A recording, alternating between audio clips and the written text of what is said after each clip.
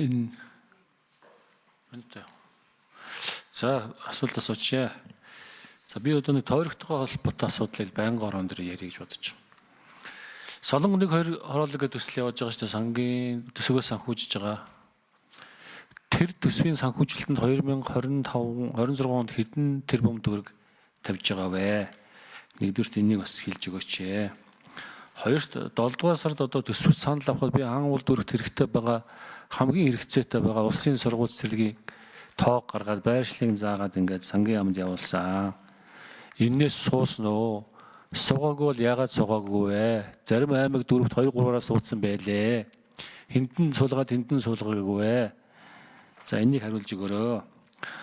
За 3 дугаарт нь Хуримтлалын сангаас 2024 онд ипотекийн зээлийн санхүүжилтөнд 467 тэрбум төгрөг санхүүжүүлсэн байна лээ. 2026 онд хэдийг санхүүжүүлэх вэ? Төлөвлөж байна вэ? Хуримтлалын сангаас. Одоо энэ ипотекийн зээлийн чинь очир дугаар авилга бүр хэрэгс хэтэрсэн байна лээ. Би одоо эдийн засгийн байнгоор ипотекийн зээлийн үйл ажиллагаанд хяналттай ажлын хэсгийг ахлаад ажиллаж байгаа. Сангийн яам бол ерөөсөө огт оролцохгүй шахуу байгаа. Хизээ энэ ажилдаа ирж та бүгд эдвэх сэтгэлтэй оролцох вэ?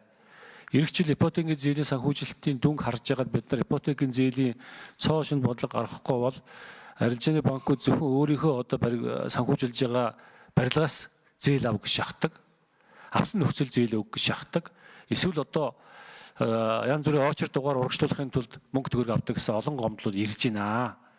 Энэ дээр одоо сангийн яам одоо ямар байр суурьтай байгаа вэ? За энэ дөрвийг хариулаад өгчих. За сүүлд нь бас нэг асуулт байна. За энэ нөгөө сая хүн болгон ярьж байгаа да манай багш нарын асуудлыг ярьж байгаа. Би боловсролын салбарт их ойр ажилладаг хүн байгаа. Яг энэ жил цалин нэмэх боломж байна уу байхгүй. Тэрийг үннээр нь хариулж өгөөрөө. Хэдэн багш нараа бид нар чинь солонгос руу алдаад дууслаа шүү дээ. Бүгдээрээ солонгос руу явчихдаг 3 сараар. Тэг хамгийн сайн багш нар хаана байдаг гэвэл доктортой багш нар байгаа юм. Доктортой ажилладаг багш нар л байгаа. Тийм учраас багш нарын цалинг одоо эмч нарын цалинг би нэмэх саналтай бол 100% санал нэг байгаа. За энэ дөр ямар шийдэл гарсан бэ? За энэ дөрвийг асууч. Хариулъя. За 6 номер.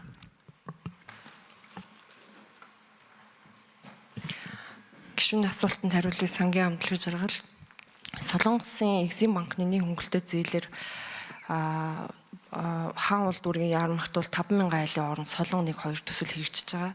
За одоогоор нийт гүйцэтгэл 50%-тай зээлийн ашиглалт 43%-тай эргэжил гадаад зээлийн ашиглалт нийт 1.5 их найдыг төлөвлөсөн.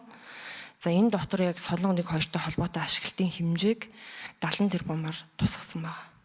За хаан улдврт хэрэгцэх сургууль цэцэрлэгийн хувьд бол сүүлийн одоо 3 жилийн 2028 он хүртэлх 2 ээлжээс дээш коэффициенттэй байршил дээр хаан уул дээр 15 сургууль хэрэгтэй гэж гарсан их хөгдлөөрөө. За энэ 15 сургуулиас яг улсын төсөв талдаа бол яг бэлэн бие даасан зураг төсөвтэй сургууль цэцэрлэг бол шаардлага хангаж ирэх учраас улсын төсөв дээр бол шинэ сургууль цэцэрлэг байхгүй байгаа. Харин Азийн хөгжлийн банкны хөнгөлөлтөө зээл дээр бол хаан уул дүүрэгт орсон байна. За улсын төсөв дээр одоо бол яг хэрэгжээ явж байгаа нэг сургууль нэг цэцэрлэг хаан уулд 26 онд ашиглалтанд орохоор явж байна. Тэр багш нарын цалинтай холбоотой асуулыг хариулах. Ипотекийн зээл. За 6 номер. Сангийн амтулгаа гишүүний асуултанд хариулъя. За ирэх онд хуримтлалын санд ногдол ашигын орлогоор 370.9 тэрбум төгрөг, хөрөнгө оруулалтын орлогоор 156 тэрбум төгрөг, нийт 528.9 тэрбум төгрөгийг ерөнхийдөө ипотекийн санхүүжилт гаргах боломжтой байна. Багш нарын цалин дээр хариулах. За жохлон сайд.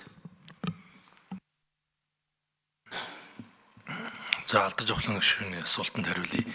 Ипотекийн энэ зээлийн асуудал гэрүүл нийгэм хамгааллын яам руу чинь шилжчихсэн байгаа шүү дээ. Тэгэхээр таны ажлын хэсэгт тэр яамнаас л илүү их төвтэй оролцох ёстой. За төсвийн харилцаанд энд бас шууд оролцоод байх зүйл энэ дэр маш бага. Балгийн сангаас хуваарлтын сая тоог нь хэлжлээ. Тэрнээс биш манай яамны шууд оролцдог асуудал биш шүү.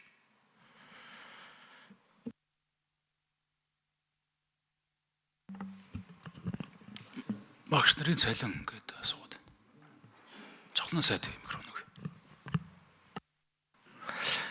Багш нарын цайлан ганц гэлтгүү төрийн албан багш нарынхаа цалин нэмэх одоо төсвийн хязгаар боломж ямар байгааг та бүхэн одоо танилцуулаад явж байгаа төсвөөс харж байгаа баг.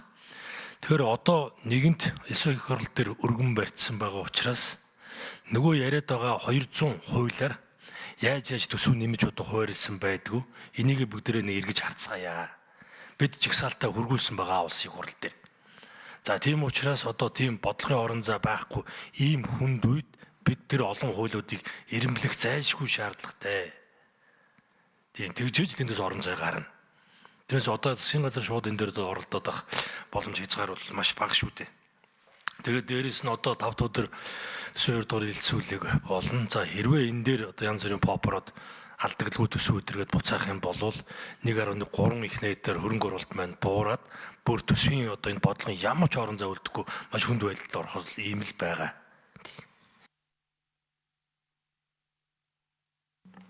За алдарч олон гişүн.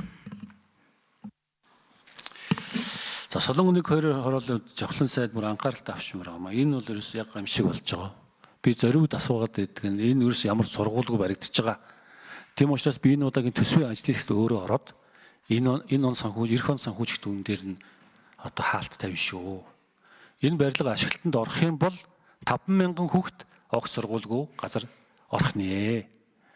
Тийм учраас миний хувьд тэр 70 тэрбум төгрөгөөр энэ оны санхүүжилтийн төр зогсоогоод эхлээд сургууль цэцэрлэгээ барих шаардлага таммаар байна. Ямар ч сургууль цэцэрлэг байхгүй тэнд. Та нар очиод үзээрэй. Тэгээ ер нь улсын төсвөөс орон сууц санхүүжилж болдог ч юм уу, ч юм уу. Ямар учиртай ч идэв. За хоёрдугаарт нь тэр ипотекийн зээлийн асуудалд одоо тэр зээлийн батлалтанд алтын сайн тэр сангийн ямлах байлгад үгүй болов. Тэр энтрийг бас оролцуулж өгөөч гэж. За 1 минут нэмээд авчие тэхөө. 1 минут нэмээд авчие. За нэмээд авчих минут. Алдарч олон гişүн микрофон өгье. За тэгээ одоо манай сонгогчдоос харж байгаа би одоо 7 сард энэ саналаа өгсөн сангийн ямд. Тэгээ сургууль цэцэрлэг тавигдсангүй. Энд дээр бас харамсалтай байна. Бид нар боломжийн байршлууд дээр ялангуяа хаан уул дүргийн дээр яармаг хавцаа улсын сурвал байхгүй болоод удаж байгаа шүү дээ. Тэгээ саналуудаа өгсөө. За энийг тэр Азийн хөгжлийн банкны гэж ярьж байгаа. Тэр нь одоо яг хизээ яаж хэрэгжих юм байгаа юм. Саналуудаа өгсөн нэг сургууль цэцэрлэг тусаагүй байна. Хэврээ хөрөнгөний боломж гараад жавхлан сайдаа бас нэмж оруулах болцоо байгаа яг үнийг бас нэг хариулт өгчөөч гэж.